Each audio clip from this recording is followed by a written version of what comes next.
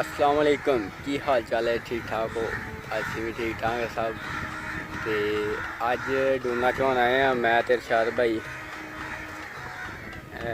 दरख्त हैगा वा शतूत का, ये लग्या वा दो दो डूने ने तो दोवें चौने ठीक ठाक है। शायद भी सही होना। अज हवा बहुत तेज़ चलती भी तो थोड़ा मुश्किल होना चौन वास्ते। इरशाद भाई नूं पुछ लेने आप कितना मुश्किल होना तो कितना शायद होना। इरशाद भाई थोड़ा जहा सानूं दसो। अपने वास्ते सौखा ही मुश्किल की है।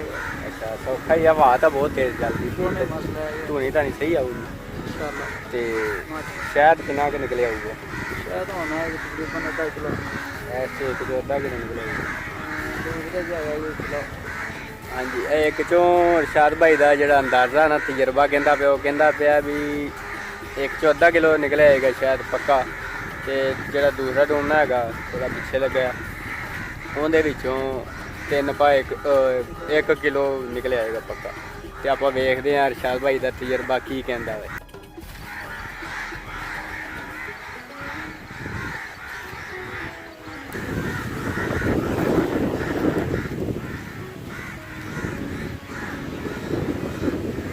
तुसी कैमरे दे विच वेख सकते हैं कि हवा कितनी तेज़ चलती पई है।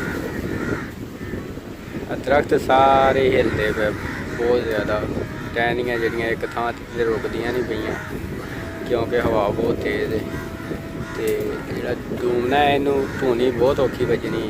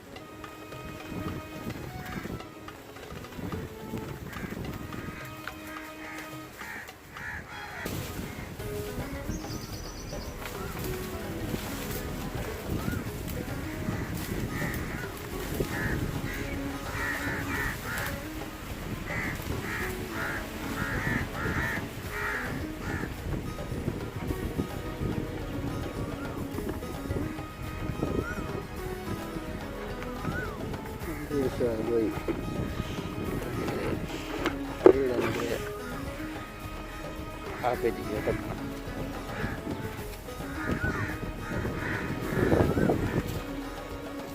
ਆ ਵੇਖ ਸਕਦੇ ਹੋ ਤੁਸੀਂ ਤਜਰਬਾ ਮਾਸ਼ਾਅੱਲਾ A1 ਨੇ ਓਕੇ ਦੀ ਰਿਪੋਰਟ ਉਹਨਾਂ ਹੀ ਸ਼ਾਇਦ ਨਿਕਲੇ।